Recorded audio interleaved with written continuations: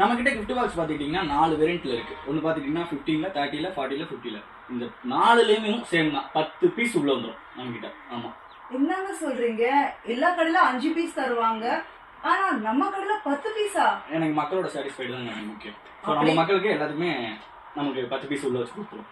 அப்படின்னா நம்ம மக்களுக்கு நீங்களே சொல்லுங்க இந்த கடை இங்க இருக்குன்னு.